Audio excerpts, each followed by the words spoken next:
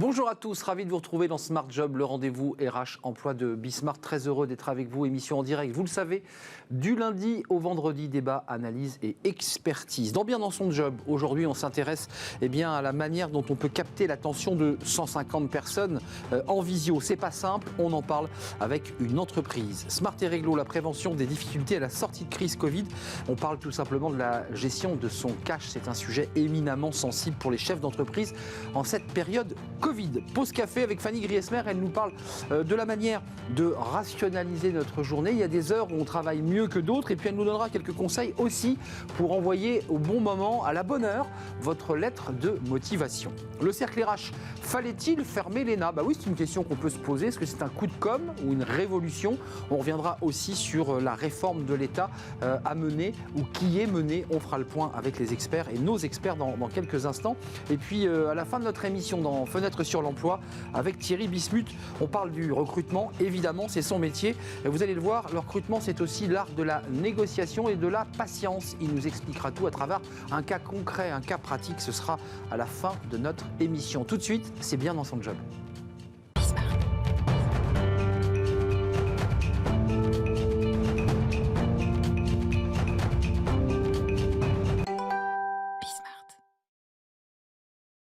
Bien dans son job, et j'ai envie de dire aujourd'hui dans cette rubrique, bien dans sa visio, parce que c'est vrai que vous le vivez depuis maintenant presque un an, ce sont des successions de visio, de réunions qui parfois sont abrutissantes et qui parfois vous font décrocher un tout petit peu votre attention. On en parle avec Charlotte Caliou. Bonjour Charlotte. Bonjour. Vous êtes fondatrice de l'agence Au-delà Événements. Au-delà Événements, c'est quoi votre concept ? Pourquoi ce nom d'abord ? Je pose souvent la question parce que c'est un nom original. Vous organisez des événements, mais vous allez au-delà, c'est ça l'idée ? Oui, en fait, dans Au-delà, il y a plusieurs choses. Il y a le fait à la fois de dépasser toujours des exigences un peu fortes, et puis il y a le fait aussi d'aller un petit peu au-delà du miroir, donc aller chercher un petit peu ce qui n'est pas dit, ce qui n'est pas forcément annoncé dès le départ, pour aller toucher vraiment l'essentiel de ce qu'attendent les personnes, l'essentiel finalement de ce qu'on veut véhiculer comme message quand on est une entreprise auprès de ses collaborateurs, auprès de ses clients. Charlotte, quand même, éclairez-nous, vous avez muté au fil de cette année, parce que j'imagine que vous étiez organisatrice d'événements, de séminaires, de colloques. C'est votre métier, c'est votre valeur ajoutée. Puis tout d'un coup, le Covid arrive. Et quoi, vous switchez, vous mutez, et vous dites on peut quand même créer de l'événement en distanciel, c'est ça l'idée ? Oui, alors il y a plusieurs phases dans la mutation. Il y a déjà l'acceptation de ce qui se passe. Donc on a mis quelques semaines à comprendre en fait le phénomène qu'on avait un petit peu anticipé avant vraiment le premier confinement. On sentait que les choses commençaient à tourner et pas dans le bon sens pour malheureusement la filière. Dans la mutation, il y a prendre en compte et s'adapter, prendre en compte les nouveaux enjeux, travailler avec du digital et en même temps essayer de toujours faire passer l'essence même d'un événement. Quand on crée un événement, c'est avant tout pour faire passer des émotions et pour qu'il y ait un sens palpable et en tout cas durable sur la longévité et dans la longueur après l'événement. Donc comment arriver à mettre ça en place sur une digitalisation ? C'est une question qu'on s'est posée assez rapidement.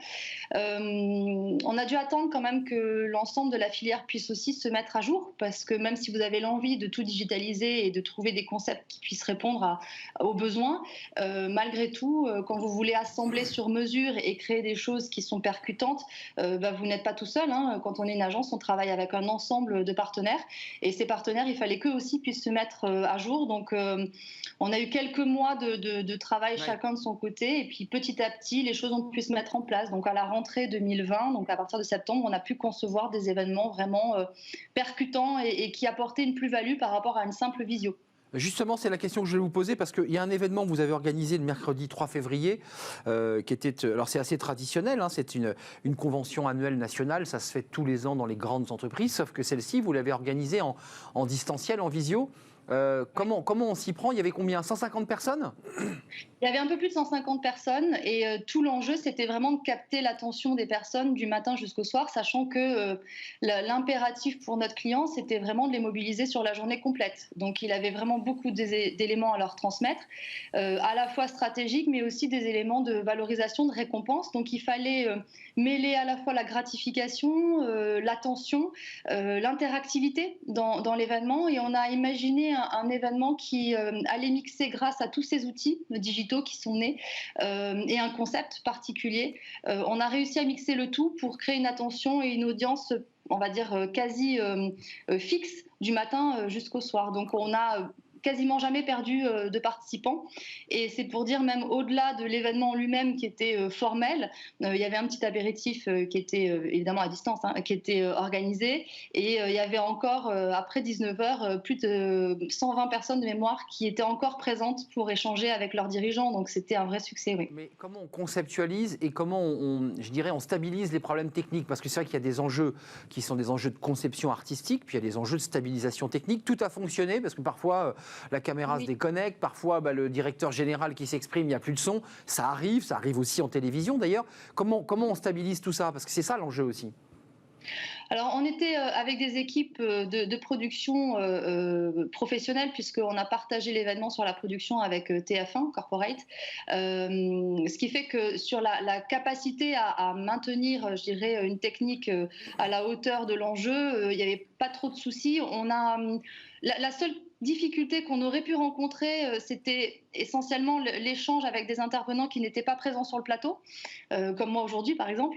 Et ça se gère, c'est-à-dire qu'on a fait plusieurs essais en amont, on a fait différents temps d'essai dans différentes configurations avec différents, on va dire, plan B, plan C, pour le cas où une expérience n'aboutirait pas.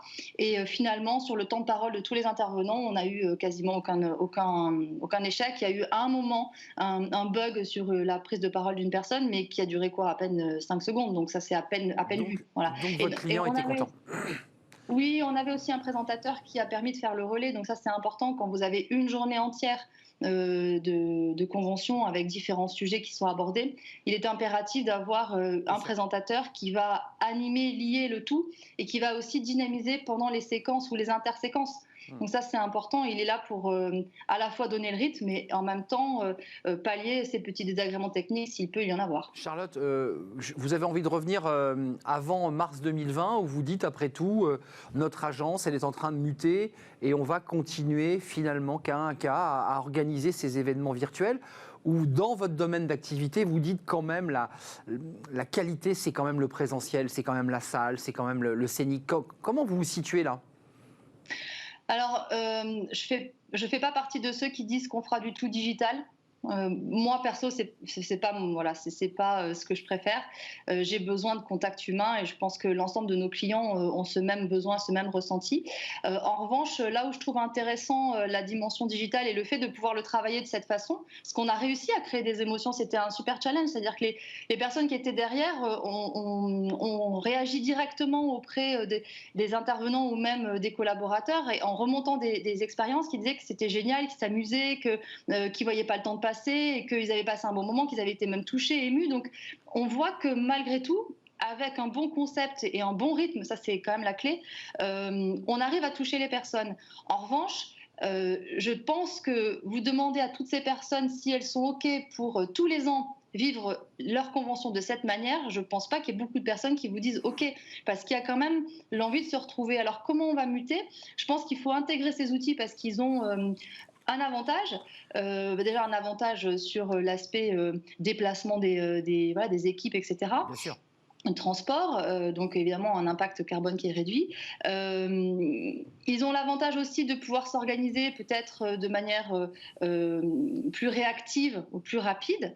En revanche, ils peuvent se combiner avec d'autres aspects plus présentiels. Donc pourquoi ne pas imaginer qu'on a une grande réunion stratégique qui se fait au moyen d'une visio un peu plus élaborée, et qu'après on retrouve les équipes sur des moments vraiment festifs ou vraiment conviviaux où on a mis de côté l'aspect stratégique. Ça peut s'envisager. Voilà. Après, pour ce qui est de la mutation de l'agence, on a toujours, nous, travaillé sur des événements avec vraiment du sens. et un souci à porter vraiment à ce que les émotions passent. Donc j'avoue que si on peut retravailler sur du présentiel, en tout cas, nous, on va quand même continuer à aller dans cette voie-là. Merci Charlotte, c'était un plaisir de vous accueillir. Ça tombait bien de parler du sujet puisqu'on s'est mis en visio de la même manière. On était donc assez cohérents par rapport au concept que vous avez développé pendant cette période. Bon vent à vous dans les agences d'événementiel. Ce n'est pas des moments faciles évidemment, mais on voit que ces entreprises mutent, s'adaptent. Charlotte Caliou, la fondatrice de l'agence Au-delà Événements, elle était avec nous dans Bien dans son job. Focus juridique, vous connaissez notre rendez-vous, c'est Smart et Réglo. On parle du rebond possible ou en tout cas des sorties de crise après Covid parce que les chefs d'entreprise évidemment sont en train déjà de se projeter dans la rentrée de septembre et déjà dans l'année 2022. On en parle tout de suite.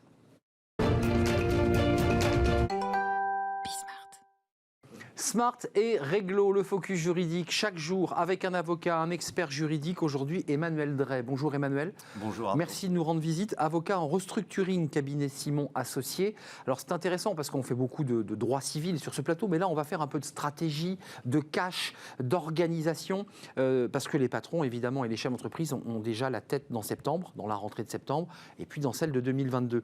Comment on anticipe les difficultés à cette crise Covid? Elles ont existé, elles existent encore. Comment on agit et quand on agit? Parce que là, il va être question de cash. On regarde sa trésorerie et on arbitre. C'est ça l'idée.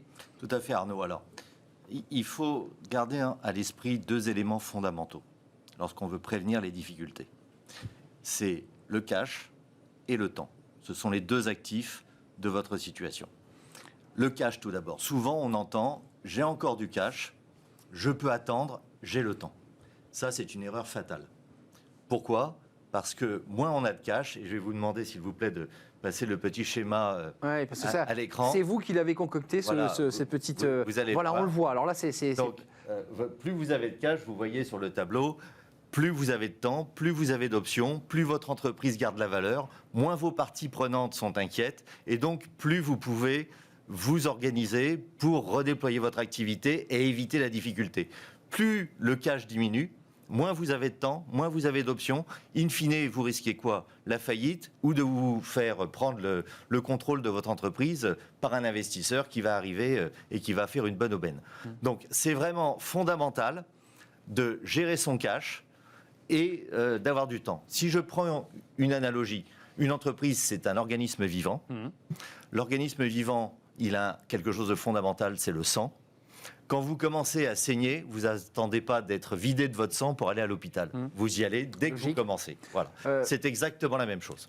Emmanuel, gérer son cash, ça veut dire quoi avec les mots d'un avocat? Qu'est-ce que vous dites à un client quand vous lui dites « Ok, vous avez un petit trésor de guerre, un petit peu de trésor ».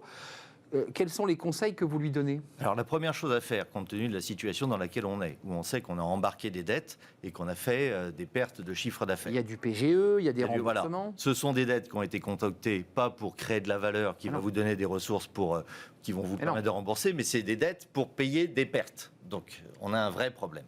Donc quand on est face à cette situation, la première chose à faire, là, vous n'avez pas besoin d'un avocat, de qui que ce soit.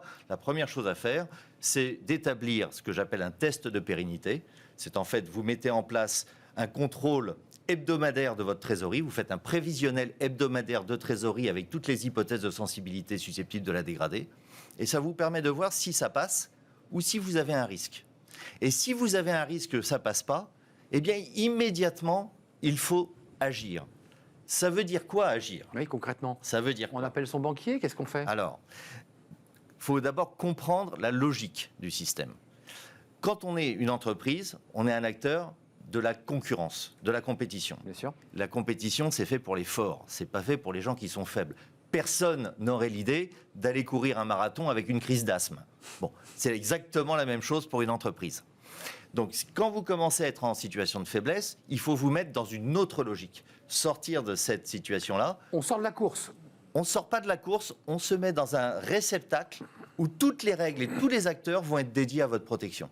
D'accord. On a une chance extraordinaire en France, c'est qu'on est le seul pays au monde à avoir deux procédures qui s'appellent le mandat ad hoc et la conciliation, qui sont des mesures de prévention confidentielles où vous nommez vous-même vos acteurs, dont un administrateur judiciaire. Qui est nommé par le tribunal de commerce. Oui, mais à votre demande, C'est ça, sur votre on requête, choisit. c'est vous qui le choisissez. C'est important. Tout est confidentiel et vous allez vous retrouver avec des acteurs autour de vous qui vont vous aider à mettre en place votre solution de pérennité.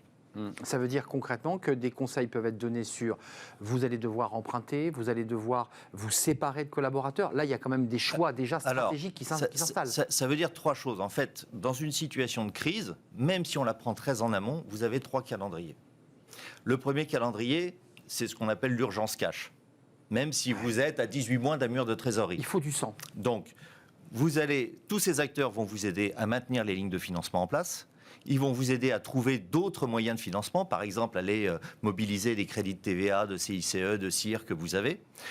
Ils vont vous aider à voir s'il n'y a pas des actifs non stratégiques qu'on pourrait refinancer pour obtenir du cash tout de suite. On cède. Voilà, exactement. Voir si on ne peut pas négocier des échéanciers de paiement avec des banques, avec l'administration fiscale et sociale. Repousser etc. un peu. Bon, donc on prend de la marge de manœuvre. Ça, c'est l'urgence cash. Mais ça, c'est pour avoir de l'oxygène. Après, il y a un deuxième sujet qui est très très important, c'est de bâtir le diagnostic. Parce que quand vous allez voir vos parties prenantes, vous ne pouvez pas être votre propre porte-parole.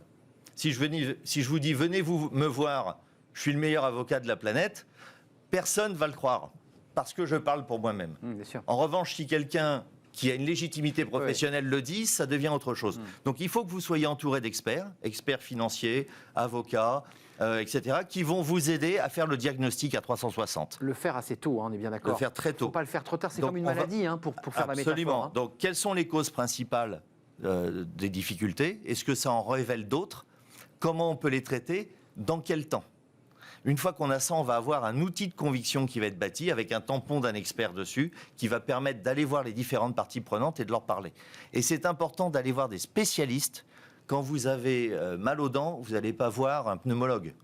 Voilà, vous allez voir la personne qui... Voilà. Donc il faut voir des spécialistes dont c'est le métier qui savent comment on parle aux différentes parties prenantes. Je vous pose ma question avant de nous quitter. Dans les options qu'il aura sur la table, on a bien compris qu'il va trouver des marges de manœuvre.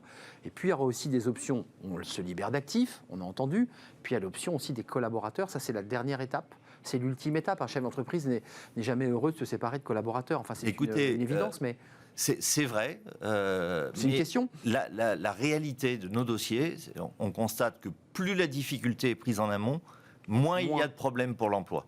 Parce que vous avez des marges de manœuvre. On arrive à sauvegarder l'emploi si on prend très tôt son dossier. Absolument. On arrive à sauvegarder l'emploi, on arrive à sauvegarder la valeur de l'entreprise et on arrive à sauvegarder le contrôle actionnarial de l'entreprise. Donc le conseil que vous donnez, c'est aller rapidement vous tourner vers le tribunal de commerce. Choisissez celui qui vous accompagnera. C'est un administrateur. On va voir le médecin dès qu'on tousse. On n'attend pas d'aller aux urgences. D'avoir une maladie très grave. Et si vous voulez des spécialistes, vous prenez par exemple ARE.fr, qui est l'association de retournement des entreprises, qui organise le prix Ulysse chaque année. Exact. Bon, ARE.fr, vous avez une liste de professionnels des différents métiers que vous pourrez consulter. Vous savez que ces gens-là consacrent plus de 1500 heures par an Et ils viennent à la vous voir. crise. Ils rentrent dans votre bureau. On parle ouvertement, ça ne vous coûte pas d'argent au début, parlons clairement, ça ne vous coûte pas d'argent, c'est important, c'est pas le compteur démarre, on voit, et on fait un petit diagnostic ensemble, un petit 360, et puis après, on s'entend ou on ne s'entend pas. Voilà, et on bâtit éventuellement après une réflexion plus approfondie. Absolument. Qui méritera évidemment là, des honoraires. Merci maître d'être venu sur notre plateau. Emmanuel Drey, avocat en restructuring. Absolument. C'est le cœur de votre métier, c'est ce que vous êtes venu nous parler aujourd'hui. Cabinet Simon Associés. À très bientôt Emmanuel. La suite de notre programme, vous le connaissez, alors peut-être que vous ne le connaissez pas, vous n'êtes pas encore un habitué de notre émission, c'est la pause café. Les avocats font des pauses café, et les avocats, comme tout le monde, ont des moments un peu particuliers où ils travaillent mieux. Certains, c'est le matin très tôt, d'autres, c'est le soir, parfois c'est le midi. On en parle avec Fanny Griesmer, parce qu'il y a une sorte de rythme de la journée, comme ça, où il y a des moments où on est meilleur. C'est tout de suite.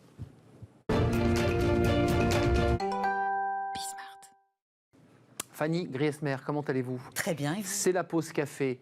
C'est un moment de plaisir, hein, la pause café, évidemment. De détente. C'est intéressant ce que dont vous avez parlé. Il y a deux sujets. Il y a la journée de travail, comment on est performant. Puis il y a un autre sujet que vous évoquerez, c'est le bon moment pour envoyer la lettre, le CV, pour qu'on puisse être remarqué. Mais d'abord, commençons par la journée. Le bon moment pour travailler, nous, c'est entre 10h et 11h en direct. Hein. Et C'est oui, là à la où bonne heure, on donne j'ai tout. envie de vous dire. Exactement. Alors c'est vrai que dans la vie, tout est souvent une question de timing. Il s'agit de trouver avant tout le bon. Dans le travail aussi, et vous allez le voir, vous allez vraiment pouvoir faire du temps votre véritable allié. Alors c'est vrai que dans un monde idéal, ou tout du moins plus efficace, nous serions productifs à n'importe quelle heure de la journée, que ce soit pour écrire, travailler sur un dossier ou réaliser un super tableau sur Excel. Malheureusement, désolé, mais je pense que vous le savez, on ne peut pas passer en mode productivité en claquant des doigts. Alors, heureusement, il y a effectivement notre corps qui va nous envoyer des signaux et là vous allez voir qu'ils sont très importants à suivre. Alors l'idée évidemment c'est de savoir, de réussir à déterminer l'heure à laquelle on est le plus performant. Exactement. Alors attention, prenez vos agendas, c'est en milieu de matinée que nous sommes les plus efficaces. En ce moment. Voilà, et Oui. en ce moment Bien même. sûr. Pourquoi ? Bon, on prend le temps de se réveiller, de se mettre en situation et le pic de productivité est atteint aux alentours de 10h30, donc c'est bientôt, attention. Attention. Alors jusqu'à un petit peu plus de 11h, tout va bien, et puis la fin commence à pointer le bout de son nez et commence à vous tirailler. L'esprit commence alors à divaguer, et oui, on se demande qu'est-ce qu'on va bien pouvoir déjeuner. Eh oui. Et forcément. Alors, on s'éparpille un petit peu, on essaye de résister tant bien que mal jusqu'à la pause déjeuner. Et après, évidemment, il y a le... On s'arrête pendant la pause déjeuner. on donc s'arrête, voilà. c'est la pause, là on déjeune, sortir. mais après il y a quand même le risque du 14h, enfin qu'on a tous vécu. Le coup de barre, Espèce de- gestion oblige, le fameux coup de barre. Il y a moins de restos en ce moment. Hein. Un pic, oui, mais alors vous pouvez avoir ce coup de barre Oui. après un déjeuner devant l'écran de votre bureau, ce que vous pouvez faire depuis quelques semaines. Coup de barre avec un pic à 14h55 précise, Ouais. attention. Cette fameuse digestion en fait qui se nourrit de toute votre énergie ou presque. Donc clairement, le moment est assez peu propice pour toutes les tâches qui vous demandent un fort investissement physique ou intellectuel. Donc tout ça, on va laisser de côté. C'est pas le bon moment. Moment assez traître aussi. On aurait davantage tendance à se laisser divertir, multiplier, par exemple, les pauses café ou suivre l'actualité de son fil sur les réseaux sociaux. Alors rassurez-vous, ça ne dure pas toute l'après-midi. Il y a un petit sursaut un petit peu plus tard, avec une productivité à son apogée à 16h16. Vous donnez des chiffres précis. Et oui, mais elle dure combien de temps l'apogée? 16h16, je ne sais pas. Ça dure une il y a minute. un pic de productivité incroyable à 16h16. C'est l'heure finalement où on commence à culpabiliser, où on s'aperçoit qu'on avait plein de tâches à faire, qu'on a laissé en suspens et qu'on a intérêt à s'y mettre très rapidement si on veut partir à l'heure du bureau. Ça, c'est ceux qui procrastinent, qui est une... C'est ceux qui... Voilà. Exactement. C'était une pause café d'il y a quelques semaines. Procrastinent. Alors en télétravail, cette heure est peut-être un petit peu plus tardive, mais il y a toujours ce moment où on va se dire qu'il va bien falloir refermer son ordinateur et que finalement, le plus tôt sera le mieux. Alors maintenant que vous savez quand exactement vous avez le plus d'énergie, plus d'attention, à vous d'optimiser ces périodes pour travailler justement sur ces plages horaires, créer, fixer aussi lors d'une réunion, c'est là où elles seront plus efficaces. C'est vrai. Vous aurez des participants pleins d'attention. On dit que Steve Jobs ne prend aucune décision après 17h, par exemple. Il les prend il a bien le raison. matin. Justement, en parlant de Steve Jobs, à quel moment il est opportun? Vous avez étudié cette question qui est fondamentale. Vous cherchez un emploi. À quel moment vous tapez dans l'œil d'un recruteur? C'est intéressant, ça. Et oui, alors que vous soyez à la recherche d'un emploi ou que vous souhaitiez en changer, il ne suffit pas seulement de soigner votre CV, votre lettre de motivation. Il s'agit aussi de les envoyer quand vous aurez le plus de chances de vous faire remarquer. Et encore une fois, c'est le matin. C'est le matin où tout se joue, ce moment même où les recruteurs ont ce fameux pic d'énergie et d'attention. C'est presque en ce moment même qu'il faut envoyer. Alors pas tout à fait, pour être exact. Selon une étude menée par le cabinet de recrutement TalentWorks en 2017, un candidat aurait 5 fois plus de chances d'obtenir un entretien s'il répond à une annonce avant 10h du matin. Alors globalement, la plage horaire idéale s'étend de 6h, il faut être lève-tôt, jusqu'à 10h du matin. Après 10h, oubliez. vos chances baissent de 10% Ouais. toutes les 30 minutes. Pendant la pause déjeuner, même pas en rêve, j'ai envie de vous dire. C'est dommage, parce que finalement, la majorité des candidats envoient leur candidature entre 12h30 et 13h. Donc, globalement, ne faites pas comme eux. En plus, ce ne sera pas forcément la meilleure stratégie pour sortir du lot. Petit regain d'intérêt après la pause déjeuner. Logique. Je ne sais pas si les recruteurs déjeunent moins ou pas du tout. En tout cas, vous pouvez tenter votre chance après 14h. Là, il y a un vrai regain d'intérêt. Et jusqu'à 16h, au-delà, on observe un peu le même phénomène qu'en fin de matinée. Plus l'heure passe, plus vos chances de taper dans l'œil du recruteur s'amenuisent jusqu'à être quasiment nulles. Seuls 3% des candidatures arrivées et donc envoyées après 19h30 font l'objet d'un rappel pour un entretien. Donc mon petit conseil, mieux vous reporter l'envoi de votre candidature au lendemain matin. Au lendemain, là vous avez le droit de procrastiner. Pour terminer Fanny, l'heure joue, mais le jour aussi. Oui, et c'est mardi, c'est aujourd'hui. Mais c'est quoi, vous avez pris c'est le jour c'est de idéal. l'astrologie? Non, alors non, mais je me suis dit logiquement, alors moi, sans me plonger dans les études, lundi, vendredi, globalement, RTT possible. Jour de congé, on veut un week-end prolongé. Oubliez, les gens ne sont pas forcément au bureau. C'est vrai. Il y a aussi lundi qui est un début de semaine, donc forcément beaucoup de choses à planifier. Et le week-end, on a accumulé toutes les tâches. Eh oui. On a des retards. Donc le mardi, c'est la journée idéale. Et puis le week-end, oubliez aussi, il n'y a personne au bureau. Le mardi, n'oubliez pas, entre 6h et 10h, du matin. Parce donc c'est trop tard, il faudra attendre mardi prochain. Après, les recruteurs partent en réunion et vous les perdez jusqu'à très tard. Jusqu'à très tard. C'est ça l'idée. Merci Fanny. Merci Nous on est en pleine forme parce que c'est le moment où on donne tout. On va faire une courte pause évidemment et on va retrouver nos invités pour le cercle RH. On parle de l'ENA. Alors on l'a suivi évidemment, cette suppression qui n'en est pas une puisqu'elle est remplacée par une autre institution. Coup de com', révolution. On va parler de la réforme évidemment de la fonction publique parce que au-delà de l'ENA, il y a un débat autour de cette réforme de la fonction publique. On fait le point avec nos invités. C'est dans quelques secondes, après cette courte pause.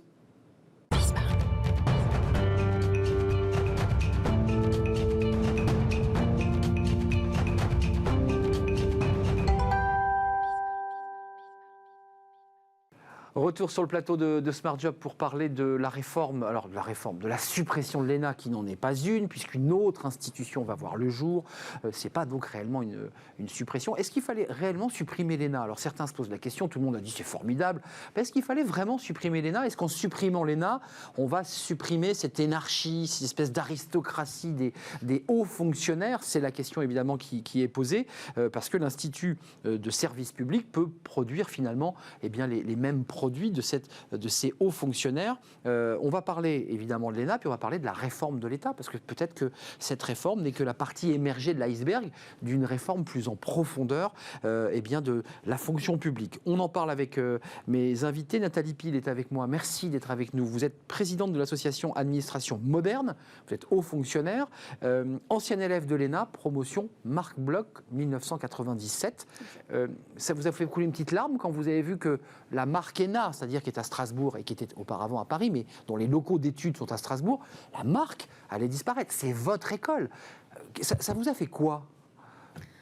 Oui, effectivement, c'est toujours un peu étrange de voir que son école disparaît. En tout cas, le nom de l'école disparaît. Je pense que la formation des fonctionnaires, de toute façon, ne disparaîtra pas. Donc je suis assez confiante dans le dispositif qui va être mis en place. Femmes, hommes, égalité. L'égalité, c'est votre livre. Je voulais le présenter aux éditions Erol. Merci d'avoir répondu à notre invitation. Fabien Tastet est avec nous en plateau, président de l'association des hauts fonctionnaires territoriaux. Vous étiez déjà venu sur ce plateau. C'est un plaisir de vous retrouver. Les administrateurs territoriaux, alors on fera le point parce qu'ils ne sont pas tous sortis de l'ENA. Il y a des écoles pour les administrateurs territoriaux. Il y a plusieurs écoles. On fera le point avec vous. Et puis nous sommes avec Agnès Verdier-Molinier. Bonjour Agnès. Bonjour Arnaud, bonjour à tous. Quel plaisir de vous voir. Bah oui, alors pas en vrai encore, pas encore sur le plateau, mais ça ne saurait tarder évidemment. Directrice de la fondation, directeur, vous préférez directeur je crois Comme vous voulez, Arnaud. Alors, directeur de la fondation IFRAP, on parlera de la réforme de l'État parce que j'ai vu que l'IFRAP avait fait une étude très détaillée sur les contractuels, ce qu'on avait supprimé, ce qu'on avait rajouté. Il y a un petit peu des jeux d'écriture. D'abord, une question à vous, Agnès Verdier-Molinier, parce que vous mettez souvent les pieds dans le plat. C'est une bonne initiative qu'a pris le président Macron que de supprimer l'ENA, ou vous y voyez un coup de com', que ça ne va pas changer fondamentalement les choses?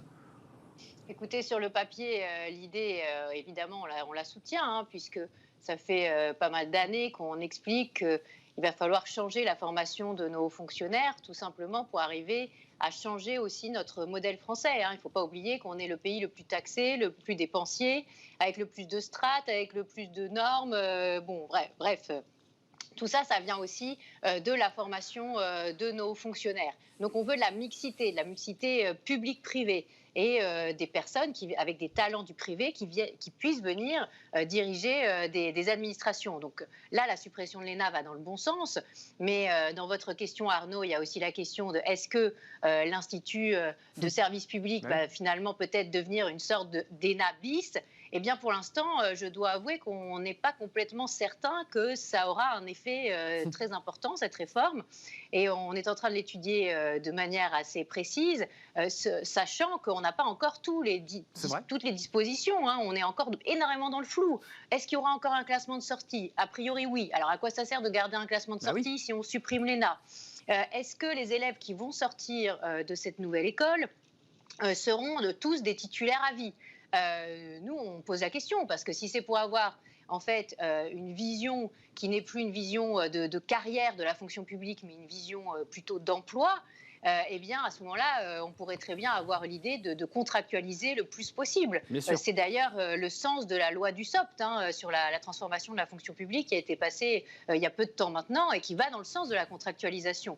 Oui. Donc, toutes ces questions, elles sont sur la table. Donc, nous, on est plutôt favorable à la réforme. On dit chiche, mais on est aussi potentiellement là avec un regard critique pour poser les bonnes questions. Et puis on se rappelle aussi, on n'a pas la mémoire courte, on se rappelle de ce qui s'est passé sous Nicolas Sarkozy, sous François Hollande, où les deux précédents présidents ont tenté de réformer l'ENA et ont été bloqués par la haute administration, qui a réussi à chaque fois à rediriger finalement les ambitions présidentielles pour arriver à un statu quo. Et ça, c'est ce que nous ne voulons pas. Agnès, je donne la parole à Nathalie Pile. Juste d'un mot, je ne vous ai pas demandé, parce que pour rentrer un peu dans les détails de l'ENA, il y a une vraie compétition. On avait un avocat qui nous disait que l'entreprise, c'était la guerre, mais à l'ENA, c'est aussi un peu la guerre. Il y a des classements. Vous êtes quoi ? Vous êtes sorti à l'inspection des finances ? Parce qu'on regarde, ça c'est très important. Moi, je suis sortie au secrétariat général du gouvernement. Du gouvernement, d'accord. Ouais, j'ai commencé par une carrière interministérielle et après, j'ai été intégrée au ministère de l'Intérieur. Quelques années plus tard, parce que je suis allée en cabinet à l'époque du ministre de l'Intérieur. Vous disiez tout à l'heure que ça fait toujours quelque chose quand on... Vous en pensez quoi de ce que dit Agnès Verdier-Molinier ? Je ne vous ai pas encore donné la parole. Bonne ou mauvaise chose de supprimer l'ENA ? Est-ce qu'on est dans de la communication pré-présidentielle qui est de dire, pour répondre aux gilets jaunes, pour le dire simplement, on est dirigé par l'énarchie, on est dirigé par des hauts fonctionnaires coupés du terrain. C'est ce qu'on entend. C'est ce qu'on a entendu. Ou est-ce qu'il y a une volonté finalement de rapprocher ces hauts fonctionnaires du terrain ? Et on reviendra dans les détails, parce que j'avais fait un magazine à l'ENA où j'avais découvert de jeunes étudiants qui étaient très proches du terrain. Donc tout ça est très paradoxal. Qu'est-ce que vous en pensez de cette idée de supprimer l'ENA ? La réforme de la haute fonction publique, c'est une réforme politique. C'est une réforme politique en ce sens que c'est une réforme qui va avoir des conséquences, je le crois profondément, sur la vie des Français. Et quand on fait de la politique, on fait du symbole. Bon. On le sait tous ici, donc le président de la République utilise aussi des symboles pour faire sa réforme. Et s'attaquer à un nom, changer un nom, c'est faire du symbole. Mais moi, au-delà de la réforme des noms, ce qui m'intéresse, c'est la réforme de fond. Et je trouve que la réforme de fond va plutôt dans le bon sens. Alors pourquoi ? On ne sait pas tout, on est d'accord. Il y a encore des... On ne sait pas tout, et c'est pas la fin du film. Et vous savez, moi, ça fait, nous les hauts fonctionnaires territoriaux, ça fait 6 ans qu'on demande et travaille à une réforme de la haute fonction publique. On sait que c'est un film qui a plusieurs séquences, et c'est sûrement pas la dernière séquence. C'est un travail de... Pourquoi ça va dans le bon sens ? Ceci dit, il y a des avancées. Je prends 3 sujets. D'abord, le président de la République, il a fait des annonces s'agissant du recrutement des hauts fonctionnaires, pour qu'ils ressemblent davantage à la société. Ça, c'était ses annonces, et pas ses dernières annonces, c'est ses annonces il y a quelques semaines. Plus de diversité sociale, plus de diversité en termes de genre, et concrètement plus de femmes à des postes à responsabilité, plus de diversité géographique, parce que les hauts fonctionnaires, qu'ils soient territoriaux, d'État ou de l'hôpital, il ne faut pas qu'ils viennent uniquement de Paris ou de l'Île-de-France, etc., etc. C'était ces annonces... Endogamie sociale... C'était ces annonces égalité des chances il y a quelques semaines. Ça va dans le bon sens. Il y a quelques jours, il y a une carte de 74 écoles de préparation égalité des chances, rebaptisée Talent. Cette carte a été publiée. Il y en a partout en France. Il y en a, je crois, au moins 2 par région. Ça, c'est très bien. C'est une annonce positive. Qui pourrait être quoi, un vivier qui permettrait... Voilà. D'accord. C'est-à-dire que c'est dans ces écoles que les Françaises et les Français de milieux modestes vont aller préparer des concours de la fonction publique et des concours de l'autre fonction publique. Et nous-mêmes, nous allons mentorer, nous les hauts fonctionnaires en place, nous allons mentorer ces élèves sur le chemin... pour les accompagner jusqu'à l'Institut. Pour les aider l'Institut. à réussir sur le chemin escarpé des concours, puisqu'ensuite, c'est qu'on passe des concours. Il y a plusieurs écoles de la haute fonction publique et on passe des concours. Donc, ce volet-là, il faut en parler de ce volet-là. Il est très important. Ça correspond à des annonces que le président a fait il y a quelques semaines. Il va dans le bon sens et il va, espérons-le, permettre d'avoir des hauts fonctionnaires qui ressemblent plus à la société. Ensuite, il y a eu les annonces dernières du président de la République, c'est sur la formation et sur le déroulement de carrière. Je pense qu'elles vont aussi dans le bon sens. On va rentrer dans le détail. J'espère. Même si, entre l'annonce et les faits, il y a un peu de travail. Nathalie Pile, excusez-moi, pour revenir à ce cliché finalement qui ressort de la société française, même d'ailleurs chez certains chefs d'entreprise, pas forcément de grands groupes, mais de PME, d'artisans, qui ont l'impression finalement, on l'entend, que ces décisions ont été prises dans un bureau à Bercy par un énarque qui n'y connaît rien. Ça, on l'a tous entendu. Comment on fait pour redonner finalement une visibilité, une lisibilité, et j'ai même envie de dire une légitimité à l'énarque, parce que rappelons que la formation est de très haut niveau, que ce que vous recevez comme formation est de très haut niveau, sont d'excellents professeurs. Comment on relégitime ce mot énarque, qui est quand même très connoté négativement ? Alors, moi, je pense que le sujet, c'est pas forcément l'ENA. Je pense que c'est la décision publique. C'est-à-dire que le président... Donc, c'est un faux problème qu'on est en train de soulever sur la suppression de l'ENA. C'est-à-dire que la suppression de l'ENA, ça ne supprimera pas le problème de l'endogamie en amont et le problème de l'homogénéité des profils en amont, et ça ne supprimera pas non plus la décision publique et le cursus de ces jeunes hauts fonctionnaires ensuite dans les postes de décision. Et donc, la question de l'ENA ou de pas l'ENA, pour moi, elle doit être mise en perspective et resituée dans son contexte. La question, c'est la décision publique. Qui prend la décision publique ? Comment se prend la décision publique ? Et pourquoi on focalise sur l'ENA, c'est-à-dire sur une partie de ces étudiants qui ont eux-mêmes des parcours fulgurants dans l'administration. Tous les énarques ou tous les hauts fonctionnaires n'ont pas des parcours fulgurants dans l'administration. Mais qu'est-ce qu'on voit ? Qui prend la décision aujourd'hui ? Ce sont les cabinets ministériels. Et les énarques dont nous parlons, ce n'est pas le chef de bureau ou le sous-directeur dans une administration. Les énarques dont nous parlons, ce sont ceux qui ont des parcours fulgurants dans les cabinets ministériels issus des grands corps, les grands corps étant accessibles directement à la sortie de l'ENA. On les rappelle, l'inspection des finances. Alors vous avez Conseil d'État, Cour des comptes, inspection des finances, inspection générale d'administration et IGAS. Donc les inspections générales. Donc le sujet, c'est la décision publique. Et nous, Administration Moderne, qui est une association interministérielle qui existe depuis presque 25 ans maintenant, qui propose à la fois des solutions pour avoir un État plus performant, mais aussi sur l'égalité femmes-hommes. On a organisé il y a 4 ans un colloque intitulé Réforme de l'État, sport de combat, point d'interrogation. Très bon titre. Et nous avions invité Jean Pic qui a produit un rapport qui a bientôt 30 ans, en 1994, qui expliquait à quel point les cabinets ministériels peuplés de conseillers techniques, je ne parle pas de conseillers politiques, mais de conseillers techniques, sont des sources de dysfonctionnement majeurs. On avait aussi invité... Donc vous mettez les pieds dans le plat, là, quand même, en disant ça. C'est-à-dire que les énarques qui sont collés aux politiques... Ce ne sont pas les énarques, ce sont ceux des énarques qui sont des conseillers techniques dans les cabinets ministériels. La nuance est importante, en effet. Le sujet, c'est... En quoi un conseiller technique qui a 25 ou 30 ans est un meilleur conseiller technique qu'un directeur d'administration centrale ? C'est exact. Le sujet, il est là. Tout le monde le connaît. Tout le monde sait parfaitement que si on veut avoir une décision publique qui est prise par des personnes expérimentées, eh bien, il faut les faire prendre par des conseillers techniques de ce niveau-là, Bien c'est-à-dire des directions d'administration Ouais, c'est centrale. très juste. Et c'est là qu'on va réformer la décision publique. Parce Ces que le jeunes sujet- loups de l'énarchie dont vous faites. ces jeunes loups Voilà, ou d'autres, ils ne sont oui. pas forcément issus de l'ENA, mais en tout cas, ces conseillers techniques, on le sait bien, il y a encore eu d'autres déclarations récemment sur le sujet. Si on veut que les Français, c'était votre question, que les Français comprennent que la décision qui est prise, la décision publique, rencontre leurs attentes, Ce qui n'est eh pas le bien, cas. la souvent. décision publique doit être prise au bon niveau. Et donc, c'est une proposition que l'on fait depuis très longtemps. En tout cas, vous soulevez un point. Agnès Verdier-Molinier, vous entendez, parce que c'est très intéressant, on affine beaucoup Oui, là, oui. cette question de l'ENA, parce qu'on a cette espèce d'image d'Épinal de l'énarque. Là, on entend, vous savez, vous les croisez, on les a croisés, ces jeunes énarques qui sont près d'un ministre, qui veulent réussir leur vie, évidemment, et qui n'ont pas forcément la compétence, mais en tout cas qui ont l'ambition de Pas réussir. l'expérience. Comment, pour faire une question très large, comment on réarme l'État finalement? Comment on lui donne sa légitimité? Parce qu'il est un peu malade, notre État. Et Écoutez, endetté. je trouve ça très très intéressant ce sujet des cabinets ministériels parce Bah oui. que j'ai eu l'occasion de débattre sur le sujet dernièrement et on me disait mais finalement ceux qui partent en cabinet ministériel ne font pas de politique. Alors moi je suis très étonnée de cela. En réalité, Ils font de la ceux qui conseillent les ministres, ceux qui conseillent le président de la République, ceux qui conseillent le Premier ministre sont plus ou moins quand même en politique. Bien sûr. Et là, il y a un vrai sujet. Comment se fait-il que ce soit les grands corps de l'État eux-mêmes qui flèchent qui doit être directeur d'administration ou conseiller technique ou directeur adjoint C'est vrai. ou secrétaire général de l'Élysée ou secrétaire général adjoint?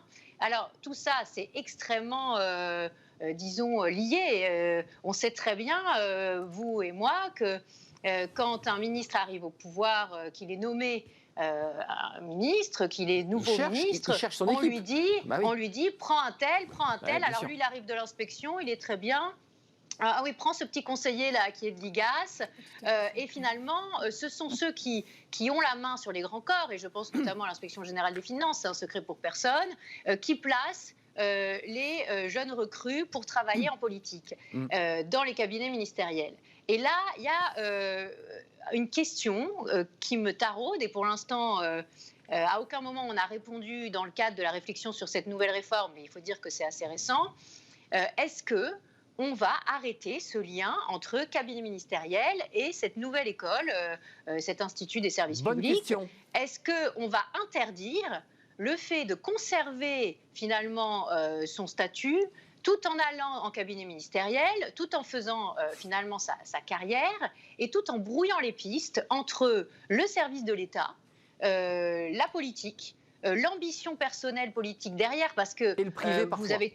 vous avez tous en tête des exemples de certains qui sont sortis dans les grands corps, qui sont allés en cabinet ministériel au plus haut niveau et qui sont ensuite entrés en politique, tout ça en C'est vrai. étant tout à fait protégés par leur statut de haut fonctionnaire. Et bien ça peut pas durer. Sauf Bruno Donc- Le Maire, hein, si je précise, parce que je crois qu'il a démissionné de Non, son... mais attendez Arnaud, Non, mais oui. Non, mais la c'est un question- exemple, il faut le dire. Voilà, il a Oui, démissionné mais de son Arnaud, poste. on peut le dire. On peut dire que Emmanuel Macron a démissionné en 2016. On peut dire que Bruno Le Maire a démissionné. On peut dire que Nathalie Kosciusko-Morizet a démissionné. On peut dire que Valérie Pécresse a démissionné. Ils sont nombreux à avoir démissionné. Mais après combien d'années de politique, de cabinet ministériel, à être directeur de cabinet, etc. Ils ont démissionné quand ils ont voulu, à un Agnès. moment ou à un autre, passer un cap de leur carrière, et aussi souvent parce qu'ils avaient passé les 10 ans de disponibilité Exact, pour c'est vrai. convenance personnelle. C'est exact. Donc, si vous voulez, c'est un peu à la carte, hein, ce système de la haute fonction publique française.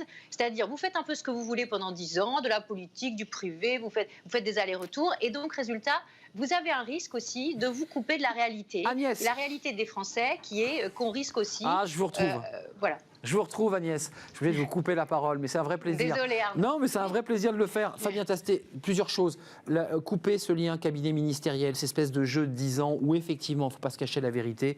J'ai vu les chiffres de pantouflage qui ne sont pas aussi importants que cela, mais ils existent. On fait une triangulation entre les cabinets ministériels, entre un poste, et puis parfois on part dans le privé pour pantoufler. Comment on fait là ? Comment on redonne du sens à, je dirais, à ces commis, à ces hauts commis de l'État ? Moi, je défends pas l'idée qu'il faut monter des murs entre le secteur public et le secteur privé. Moi, je pense au contraire qu'il faut bâtir des passerelles, mais des passerelles contrôlées et régulées. On ne peut pas s'extasier, comme le fait parfois Madame Verdier-Molinier devant le secteur privé, et dire qu'il ne faut pas que des hauts fonctionnaires puissent aller un temps dans le secteur privé. C'est vrai que ça. Pour bénéficier des apports Ouais. du secteur privé. Et l'inverse est vrai aussi, d'ailleurs. C'est C'est-à-dire vrai. que les cadres du privé qui viennent dans l'administration apportent leur expérience, mais profitent aussi de ce qu'ils apprennent dans l'administration et retournent dans le secteur privé. Donc moi, je suis pour qu'il y ait du mouvement. En règle générale, je ne suis pas pour les murs, et notamment pas sur ce sujet-là. Mais contrôlé Je et suis réglementé. pour qu'il y ait des passerelles, et des passerelles avec des checkpoints. Et j'ai d'ailleurs été membre de la commission de déontologie qui contribuait à poser des règles de déontologie et à faire en sorte que ces allers-retours soient contrôlés. On peut sans doute faire mieux. On peut sans doute donner plus de pouvoir d'investigation. Alors maintenant, c'est plus la commission de déontologie, c'est la haute autorité. Moi, il y a eu des exemples. Je suis pas pour qu'on rigidifie la vie politique, la vie économique, la vie de notre pays avec d'un côté du mur, des gens qui sont dans le privé, qui ne viennent jamais dans l'administration. Vous voyez, moi je suis pour. J'ai beaucoup travaillé sur la loi du SOPT. Avec les hauts fonctionnaires territoriaux, on a fait beaucoup de propositions. On n'a jamais été contre le fait qu'il y ait des cadres du privé qui viennent dans l'administration. C'est Ce qu'on important. a demandé, c'est qu'ils soient soumis à un certain nombre de règles, et notamment à des règles de déontologie. Vous imaginez un cadre d'une grande société du BTP qui devient directeur général adjoint d'un département aux travaux, sachant qu'un département, ça fait des travaux de voirie et de collège. Il faut quand même un Il y a un minimum petit de conflit règles. d'intérêts. Il faut quand même un minimum de règles. Nathalie Pile, Il faut les mêmes règles pour tout le monde quand on va dans les deux sens, public-privé. je le redis parce que c'est important. Vous, quand j'ai parlé des hauts commis de l'État, c'est important aussi de redonner le lustre à des fonctionnaires. Vous avez bien distingué de ceux qui naviguent dans les cabinets. Il y a des gens qui tiennent la maison. Aux États-Unis, c'est un peu différent. Les administrations, elles partent en même temps que les hommes politiques. Et on refait. Chez nous aussi, dans une certaine Oui, oui. Plus ou moins, Nous aussi, non. plus ou moins, il y a quand même un caractère un peu inamovible qui a peu agacé aussi les Français. Ce caractère un peu inamovible, on ne connaît pas forcément le fonctionnaire qui a pris la décision, il est là, quels que soient les partis politiques ou les couleurs politiques. Comment on fait aussi ça pour redonner finalement un peu de vitalité à ces fonctions? Alors, dans la haute fonction publique, les grands directeurs ne sont pas du tout inamovibles. Au contraire, à chaque fois qu'arrive un nouveau ministre, il y a quand même mais partout, il y a quand même la préoccupation de savoir s'il y a une compatibilité en termes de mise en œuvre des politiques publiques entre le ministre et ses grands directeurs. Donc, il n'y a pas du tout d'inamovibilité. Et d'ailleurs, jusqu'à une époque récente, je ne sais plus comment c'est maintenant, mais jusqu'à une époque récente, les directeurs étaient nommés tous les 7 jours, enfin, fictivement. Donc, et les préfets, ils sautent d'une minute sur l'autre, etc. Oui, les Donc, préfets, bien sûr, oui. Oui, On l'a vu récemment d'ailleurs. oui, mais de toute façon, les grands directeurs des ministères, des différents ministères, ils sont là parce que les ministres ont donné leur accord. Donc, il n'y a pas du tout d'inamovibilité. En revanche, si on veut redonner la légitimité et le poids à ces grands directeurs et directrices, d'ailleurs, il faut véritablement qu'il y ait un lien direct entre le ministre et ses directeurs. Et pas qu'il y ait ce filtre on revient toujours à ce débat des cabinets. au même sujet, Oui. Effectivement, parce que tout à l'heure, Madame Verdier-Molinier parlait du fait que les conseillers techniques étaient fléchés par les grands corps. C'est pas tout à fait ça, en fait. C'est un peu ça. Tiens, prends ce petit conseiller, il est pas mal. Non, c'est pas tout à fait ça, parce que vous avez quand même plusieurs centaines de conseillers techniques dans les cabinets. Effectivement, vous avez les grands corps, mais les grands corps, ils en proposent quelques-uns. Oui. En réalité, ce sont des conseillers techniques qui sont issus des directions et des ministères et qui se retrouvent du jour au lendemain à donner des instructions à leur directeur. C'est comme si vous aviez un lieutenant qui, du jour au lendemain, se retrouvait le patron d'un général. Et donc, il y a une certaine incohérence à faire porter par cette population peu expérimentée une responsabilité qui, normalement, revient au chef de l'administration. Et si on se revoyait pour en parler? L'émission est malheureusement terminée. Il y a de la frustration parce qu'il y a plein d'autres sujets. Je voulais ouvrir le débat sur la réforme de l'État et descendre un peu plus loin sur la réforme territoriale. La question du préfet, des services et des services déconcentrés. La crise a montré qu'il fallait faire des choses. Voilà. Mais on a dit que c'était pas la fin du film, donc on reviendra. Mais vous allez revenir parce qu'il nous manque, le disait Agnès, il nous manque encore des éléments un peu précis pour savoir si les classements sont conservés. Je voulais vous remercier d'être venu nous avoir éclairé sur ce sujet. On parle beaucoup d'entreprises et de RH et on parle aussi des ressources humaines dans la fonction publique. On a eu le ministère de la Défense. Tiens, peut-être pourquoi pas un jour le ministère de l'Intérieur pour voir comment on organise tout ça. C'est très complexe. Index. Nathalie Pile, merci, présidente de l'association Administration Moderne. Vous êtes haut fonctionnaire, ancien élève de l'ENA. Je voulais redonner le titre de votre livre, Femmes, Hommes, enfin l'égalité, aux éditions. Point d'interrogation. Point d'interrogation. Vous aimez bien les titres avec point d'interrogation, aux éditions Erol. Je ne voulais pas oublier le livre d'Agnès Verdier-Molinier que j'ai oublié de présenter. La France peut-elle encore tenir longtemps? Éviter la faillite, c'est maintenant. Il est question entre autres de la dette. C'est votre dernier livre, Agnès. Il est sorti aux éditions Albin Michel. Et puis je voulais remercier Fabien Tastet, président de l'association des hauts fonctionnaires territoriaux. Le film n'est pas terminé, hein, donc on fait une courte pause et puis on se reverra. C'est un peu comme les séries maintenant. Voilà, il y a des épisodes sur l'ENA. On termine l'émission avec Fenêtre sur l'emploi. C'est Thierry Bismuth qui va nous parler. Alors lui, c'est Focus Recruteur. Des recruteurs, et vous allez voir parfois dans un cas pratique, il faut faire preuve un peu de doigté, de diplomatie. C'est pas simple de faire ce métier de recruteur. Thierry Bismuth est là dans quelques instants.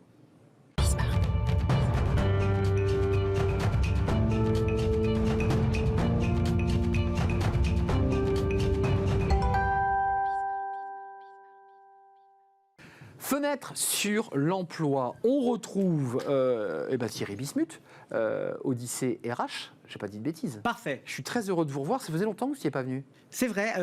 Je suis passé semaine dernière, mais on s'est croisés. Je vous ai vu à la télévision. Vous aviez d'ailleurs fait un excellent score, je le dis, parce que les internautes ont été très, très, très réceptifs à votre poème.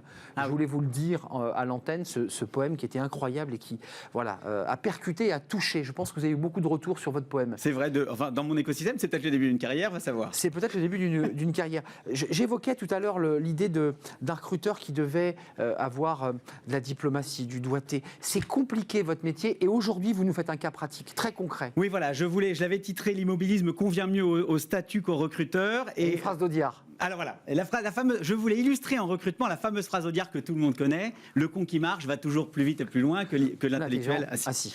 Alors pour ça, je vais effectivement vous raconter un cas d'un client, un vrai, pas une fable, pas un storytelling, pas un conte, un vrai cas client. Alors il a quelques mois parce que quand on mène des campagnes de recrutement, il nous faut toujours quelques mois pour prendre du recul sur ces campagnes et pour pouvoir les analyser et en faire des cas d'école. Donc chez ce client, il y a donc 6 mois, 2 managers sont désignés pour recruter, former et manager une équipe.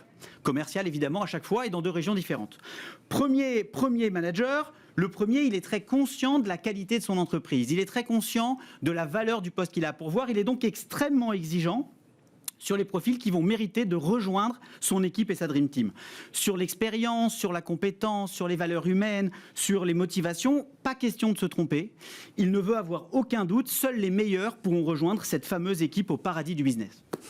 Alors on lui présente 8 candidats, et puis 8 autres, il en trouve un premier qui lui plaît, et puis le candidat se désiste, parce que des belles boîtes, il y en a partout en fait. Et on continue comme ça, on lui présente effectivement encore 8 candidats, le temps passe, il va recruter encore un candidat, et finalement, quand on regarde le bilan d'une opération qui aura duré 3 mois, sur 50 candidats, on n'en aura que 2 qui auront trouvé grâce à ses yeux, c'est-à-dire qui auront été intéressants, compte tenu des critères que j'ai évoqués. Quel écrémage! Ouais, effectivement, vous savez, il faut se sentir assez armé pour se hisser assez haut dans des exigences parfois. Et puis en même temps intéressé, parce qu'on a aussi des candidats qui, quand ils sont bons, sont très sollicités. Et d'ailleurs, sur les 2 candidats qu'il va recruter, l'un des 2 candidats va très très vite se faire tout simplement débaucher ailleurs, parce que effectivement, ces très bons candidats, tout le monde les cherche. Alors il en a un, c'est une star par contre. Vraiment, le gars, il vient de la concurrence, il connaît les clients, il connaît le secteur. C'est vraiment probablement un des meilleurs commerciaux qu'on ait pu voir ces dernières semaines. Mais néanmoins, il a monté une équipe avec un seul commercial. Et puis à côté de ça, on va avoir un deuxième manager peut-être plus humble, plus prudent sur l'attractivité du poste qu'il a à pourvoir. Il se rend bien compte que le marché n'est pas non plus extensible et qu'effectivement son entreprise est intéressante, mais qu'il y en a d'autres. Et donc ce manager, peut-être moins confiant, va faire un premier recrutement sur les 8 candidats qu'on lui envoie, et puis un deuxième. Et puis évidemment, à chaque fois qu'on va lui présenter du monde, il hésite, il se trompe, parce que recruter pour lui, c'est trembler. C'est-à-dire que chaque recrutement, chaque candidat, il a ses forces, mais il a aussi ses faiblesses. C'est logique. Et oui, et donc chez ce recruteur-là, il y a quand même ce sentiment qu'on ne peut pas ne jamais avoir de doute et qu'il faut effectivement prendre des risques. Et donc, on y va effectivement sur cette 50 opération de 50 candidats, on recrutait 8 quand même, monter une équipe. Donc plus important que le précédent. Oui, mais sur ces 8 candidats, un premier va se désister très très vite parce que finalement, il n'était pas fait pour le métier. Il a effectivement pris un risque avec un candidat qui venait pas de là. Il a pris un risque et le candidat, au bout de quelques semaines, se désiste. Et puis un deuxième se désiste et puis encore un troisième. Et à chaque fois que effectivement ces candidats se désistent, ce recruteur se demande s'il a bien fait de prendre autant de risques, surtout qu'il se compare toujours avec l'autre qui lui n'a eu aucun départ, il a fait qu'une seule embauche. Bon. Et au final, quand on regarde finalement ce qui se passe, l'analyse des deux. Ouais, quelques mois après, on a d'un côté un manager, le premier, qui est très très fier de ce très très talentueux commercial, dont on espère d'ailleurs qu'il ne se fera pas débaucher. Et puis à côté de ça, on a ce second manager avec les 5 qui restent. Et quand on regarde un peu les profils des 5 qui restent, on a des profils très atypiques. On a un profil senior qui venait pas du tout du métier, qui était en totale reconversion. Et donc c'était un vrai pari de savoir s'il allait réussir à rentrer dans un mode de management très structuré. Et finalement, ça se passe très bien. On a un profil très junior dont on se demandait s'il aurait la maturité pour aller au devant des clients, pour aller sur le terrain. Et finalement, là aussi, il fait un peu mentir nos craintes et il s'en sort très bien. On a encore un troisième candidat qui est ce que j'appelle un peu un chien fou, c'est-à-dire un profil très très instable jusqu'à présent, qui avait fait plein d'entreprises. Ça fait très très peur aux recruteurs, ça, le candidat qui change tout le temps de boîte. Et finalement, il aura fallu qu'on lui fasse confiance une dernière fois. Il se stabilise. Il s'est stabilisé, il a trouvé son rythme de croisière et finalement il se plaît. Au final, quand on fait le bilan des courses, on a d'un côté un manager qui est très fier de son candidat sur le piédestal de son exigence, mais qui n'en a qu'un. Et de l'autre côté, un autre manager qui n'a pas effectivement ce candidat très rassurant, très profil. Le mouton à 5 pattes. Oui, mais dont la somme du chiffre d'affaires des 5. Eh oui, parce qu'ils battent le pavé, ils vont parler de l'entreprise, ils vont aller parler des offres. Donc au final, 5 commerciaux, ça fera toujours mieux qu'un. Et finalement, le chiffre d'affaires. 5 moyens valent mieux qu'un exceptionnel commercial. D'abord, ça fera toujours plus de chiffres. Et ensuite, c'est quand même vachement plus sécurisant de savoir qu'on n'est pas dépendant d'un seul commercial. Et donc, effectivement, le bilan de tout cela, c'est qu'au final, le chiffre d'affaires généré pour l'entreprise et donc sa marge, il est quand même plus du côté de celui qui prend les risques et qui se trompe. Et donc finalement, l'une des leçons qu'on apprend de ce type d'opération, c'est qu'il faut accepter que le recrutement, c'est une prise de risque, qu'il faut courir vers ce risque et donc souvent assumer ses erreurs, que finalement, comme en économie, le recrutement, c'est de la destruction créatrice et que dans les échecs, on voit parfois des opportunités qui se créent. Et donc finalement, il vaut mieux, et j'en termine par cette fameuse image, il vaut mieux être en recrutement permanent, se tromper, recommencer, monter une équipe, bref, créer un mouvement dans une équipe, que du haut de son piédestal, rester figé dans une position de statut, très fier du recrutement qu'on a fait et surtout très fier des recrutements qu'on n'a pas fait aussi. En même temps, Thierry, avec le risque quand même que cette perle rare s'en aille parce qu'elle est si perle rare qu'il va partir et il n'y aurait plus personne. Et il partira de toute façon d'ailleurs parce que ces mêmes candidats, ce même recruteur très exigeant, tout le monde les connaît dans les entreprises, ils existent partout. Ils sont chassés. Et donc effectivement, ils vont chercher les mêmes candidats que tout le monde s'arrache et c'est ce qu'on appelle dans notre jargon les chasseurs de primes. C'est le candidat qui se fait toujours appeler pour 100 € de plus et qui finit toujours par céder le jour où le manager a raté sa réunion du lundi et que le commercial tellement chassé dit bon c'est l'occasion de changer. Donc il vaut mieux monter des équipes. Et d'ailleurs, peut-être que ça fera lien avec ce que je vous proposerai d'évoquer la prochaine fois. J'aime beaucoup, je m'intéresse un petit peu au foot, beaucoup moins que certains, mais un petit peu quand même. Et dans le foot, comme en recrutement, on a les sélectionneurs et on a les entraîneurs. On a le sélectionneur, et je ne vais pas trop en dire parce que ce sera la prochaine fois, mais en recrutement, c'est pareil. Et je crois, en tout cas, à mon humble avis, c'est que l'entraîneur, il est plus vertueux et il est plus en succès que le sélectionneur. Ça, c'est une analyse intéressante que j'ai envie de découvrir, évidemment. Merci Thierry Bismuth, Odyssée RH, avec ce cas pratique de ces deux recruteurs qui n'ont pas les mêmes personnalités, qui n'ont pas fait les mêmes choix. Marche vers ton risque, parce que là, c'était courir vers ton risque, mais on dit marche vers ton risque. Ça sera la phrase de fin. Merci à vous Thierry, merci à vous qui nous regardez, évidemment, et qui réagissez sur les réseaux sociaux. Merci à toute l'équipe, Fanny Griesmer, Pauline Gratel, je ne veux pas les oublier. Merci à Jérémy à la réalisation. Merci à Amanda pour le son. Merci à Valentin pour l'accueil invité. C'était un plaisir. Je serai là demain. Soyez au rendez-vous de Smart Job. Bye bye. Portez-vous bien.